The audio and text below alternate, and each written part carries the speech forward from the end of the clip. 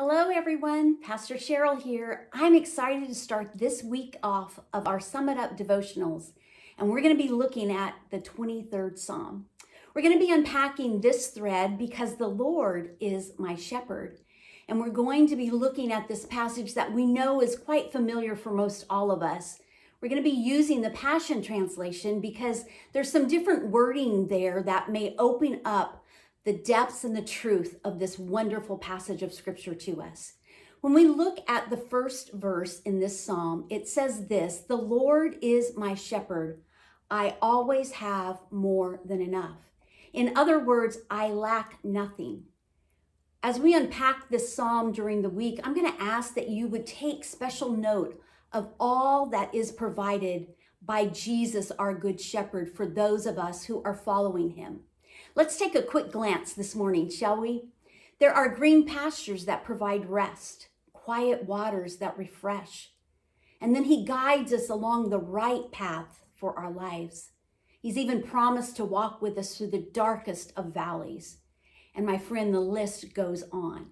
You see, you and I, we really are a little bit like sheep. In reality, we are dependent upon a shepherd for provision, for guidance, and for protection.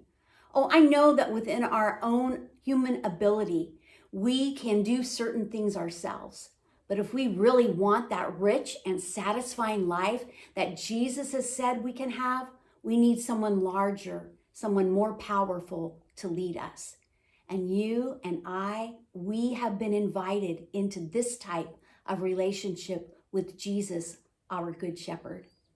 In the New Testament, we find some references to Jesus being the Good Shepherd in the book of John. And then in the books of Hebrew and 1 Peter, we find that he's called the Great Shepherd. You see, my friends, this shepherd is capable of providing all that I have need of. It reminds me of a story many years ago now. I was going to go on a girls' weekend trip. You know, that kind of trip without the guys, without the kiddos. We had rented a house at Dillon's Beach, and this had actually become quite an annual tradition for a certain group of my friends. We did it in the fall for many years.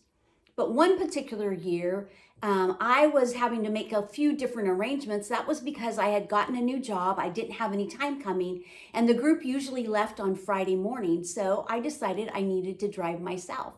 I thought, no big deal. I'll just be ready to leave when work is over. I've been there often enough. I'm really good with directions. And so I wasn't worried a bit. I got in the car when work was over at 5 o'clock that Friday night and headed that direction, headed west.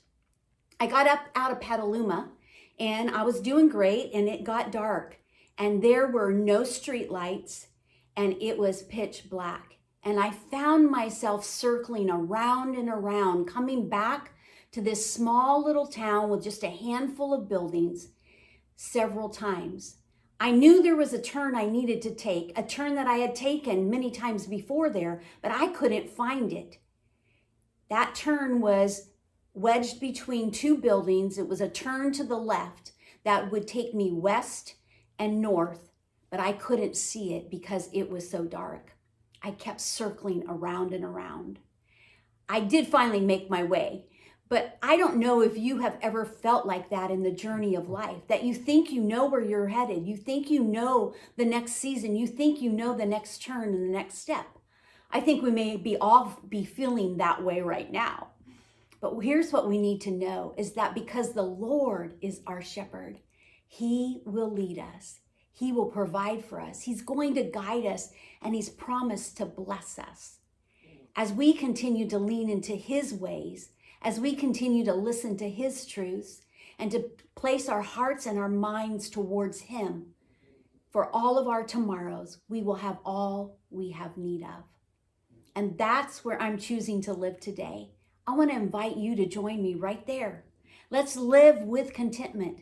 Even in this time of crazy, we can live into the overflow of all the Good Shepherd has promised us. Will you join me there? I pray that you too will allow the Good Shepherd to guide you, to love you, to provide for you, and to bless you. Thank you so much for taking a couple of minutes with me this day. I'll catch you next time.